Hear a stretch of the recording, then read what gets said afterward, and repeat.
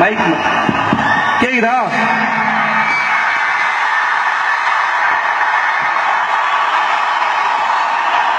உங்களோட பேரன்புக்கு நன்றி. உங்களுக்கு போய் நான் என்ன பேசுறேன்னு தெரியல. ஒரு பக்கம் ரொம்ப கலர்ஃபுல்லா இருக்கு, ஒரு பக்கம் ரொம்ப கரகோஷமா இருக்கு. கண்டிப்பா மேடையில உட்கார முடியல, செம்மையா வேகுது. அப்ப உங்களுக்கு எப்படி இருக்கும்ல? இவ்வளத்தையும் தாண்டி எல்லாரும் உட்காந்துருக்கீங்களே, முதல்ல இந்த அன்புக்கு பெரிய நன்றி. சரி, வந்துட்டோம் யங்ஸ்டர்ஸ், ஏதாவது 4 வார்த்தை பேசிட்டு போகணும் அப்படின்னு யோசிச்சே இருக்கேன்.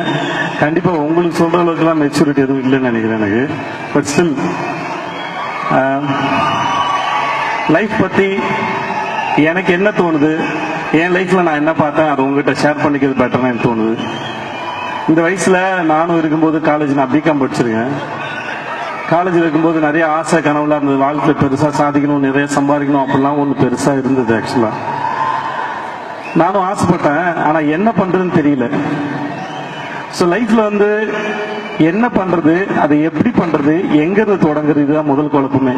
இதையெல்லாம் மீறி நம்ம கூட இருக்க எவனா ஒருத்தர் திடீர்னு செட்டில் ஆயிடுவான். அவன மாதிரி நம்ம செட்டில் ஆகணும், இல்லை சீக்கிரமா செட்டில் ஆகணும் ஒரு எண்ணம் இருக்கும். இது ரெண்டுமே என்ன பொறுத்த வரைக்கும் இந்த ஸ்டேஜில் அவசியம் இல்லாத நினைக்கிறேன். இவ்வளவு சந்தோஷமா ஜாலியா படிங்க, படிச்சு முடிச்சு இந்த உலகத்துக்கு வாங்க. இங்க நிறைய மோசமான மிருகங்கள்லாம் இருக்கு, அதை ஃபேஸ் பண்ணுங்க. லைஃப் உங்களுக்கு ஒரு பாடம் எடுக்கும்,